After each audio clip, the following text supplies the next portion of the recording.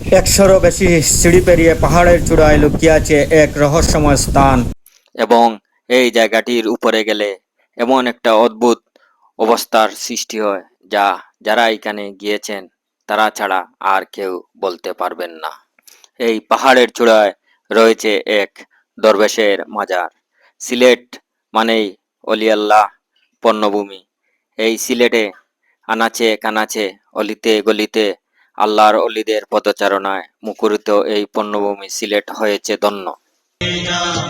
طلع البدر علينا طلع البدر علينا طلع البدر علينا وجب الشكر علينا وجب الشكر علينا شكر है।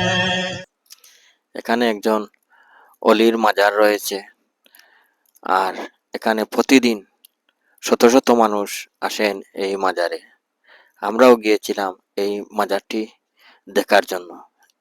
এই মাজারটি অনেক একটি গহীন এবং ভূপৃষ্ঠ থেকে অনেক উঁচু একটি মাজার, যেখানে ১০০ থেকে ১১০টি সিঁড়ি রয়েছে। এবং এখানকার মানুষের ধারণা আগে যখন এই জায়গাতে বাঁশ দিয়ে সিঁড়ি ছিল, তখন মানুষ উঠতে সময় এই সিঁড়িগুলো গুনতে পারতো, কিন্তু নামার সময় গুনতে পারতো না। এবং এখানে অনেক অলৌকিক ঘটনা ঘটে, যা এই জায়গায় যারা গিয়েছেন তারাই বলতে পারবেন।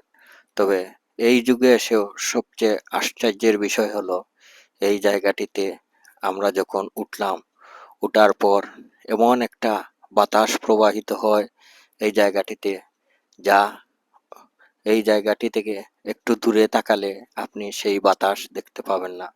এত একটি বাতাস, যে বাতাসে আপনার হৃদয় এবং মন ছুঁয়ে যাবে এবং একটি অন্য জগতের অন্য জগতের একটি অনুভূতি চলে আসে।